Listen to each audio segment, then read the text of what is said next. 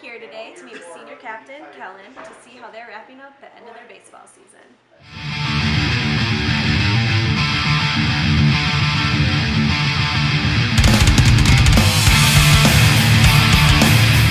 I'm Kellen McCoshen. I am from Superior, Wisconsin. Majoring in civil engineering. I'll be graduating in a couple weeks here in May. Center fielder for the Bulldogs. This is my fourth year here on campus. So, as you said, you're from Superior, Wisconsin. What made you come over and choose UMD for your school? UMD was a decision based on, it was school right at first, having the opportunity to be enrolled in the civil engineering program, and then I actually didn't get the call from Coach Rentz to be on the baseball team until after I graduated. It was about a week or two after I graduated.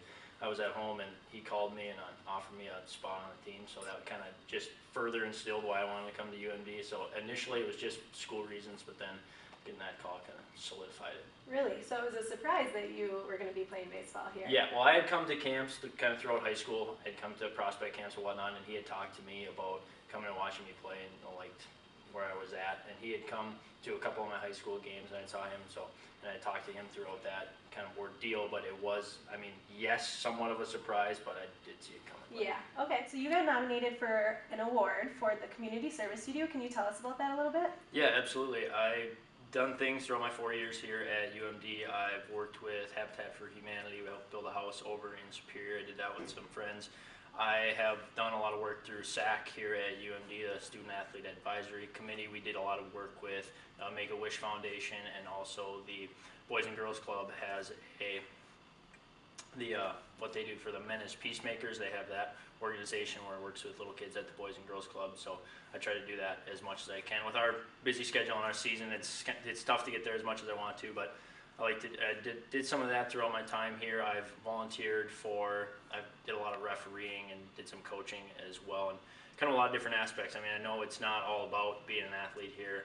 I know I don't have the athletic ability. I'm never going to be a Jack Conley, or I'm never going to be as smart as an Isaac Odom, but I feel like everybody here kind of has a role, and you can find that, and giving back to the community is one of the ways. Definitely. I did that, so. Definitely, that's huge. How did it feel to be nominated for that award?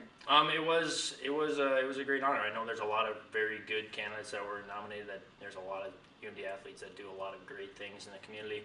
So it was an honor. But at the same time, it's not like myself or any of the other candidates. I know nobody does it to get recognized for doing it, but it's just something that we like to do, giving back. We feel like that's something that being part of an athlete that you can have an impact, more of an impact in your community sometimes more than on the field. So.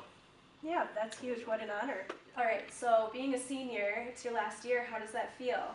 It's kind of a rush this last semester, especially because we've been so busy with the terrible weather that we've had in the spring. We haven't been able to play at home. We've been on the road so much that it's kind of been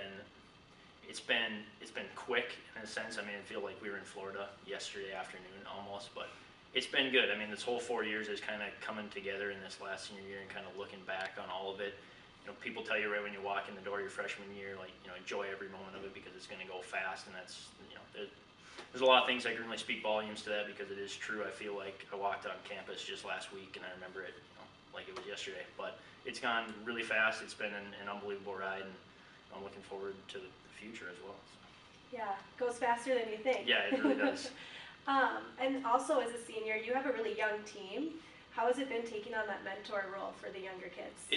It's been good. I think last year and this year we've had a lot of young guys on team. I mean, this year we only have 4 seniors on the team, and I think a lot of the young guys have adapted well. Obviously, there's that initial learning curve from moving from high school to playing in college for baseball, and that's a lot of times there's guys that can kind of get down on themselves early, and then it's because there's that jump that you have to take, which is hard for some guys. But being a senior captain and having that leadership role, I've tried to take some of the younger guys under my wing and kind of tell them about the experiences that I've had when I was younger, and the struggles that I faced when I first walked on campus and had my first collegiate at bat, and how it's a whole different world up there. But really, I mean, what it comes down to is just trying to relax yourself and just trying to do what you've been coached and what you've know how to do. So just play some baseball. Exactly.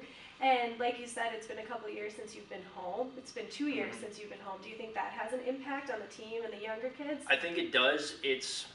the first couple road trips of the year, everybody's kind of amped up and, you know, excited to get on the bus and, you know, go south and play, and everybody's like that. But towards the end of the year, when you've got schools picking up with finals and whatnot, and you're on the road 2-3, you know, times a week, you're missing 2 or 3 days of school a week, it starts to wear on some guys, you know, as it would for anybody really, and, you know, some tensions start to arise on, you know, any team, which would happen when you put 30 guys on a bus for 7 hours 3 times a week. So, you know, tensions can arise, and, you know, school and baseball can become stressful, but again, it's just trying to give that mentality that this isn't going to last forever. You're not going to be an athlete forever. So taking advantage of the 4 or 5 years, whatever it is that you have here on campus, and trying to make the most of every trip, whether it's you're getting on a bus for 6 hours and you're going to Plain and it's only 45 degrees and raining out, but you get that opportunity to play, and it's, you know, it doesn't last forever, and not everybody gets that opportunity. So it's about taking advantage of that, I think, and that's the way I've looked at it my 4 years here. Yeah, definitely. So that's something you're trying to pass on down to the younger guys. Absolutely. Well, that wraps it up for this year's sports. Thanks for a great year, Bulldog Country, and stay tuned next week for a special feature.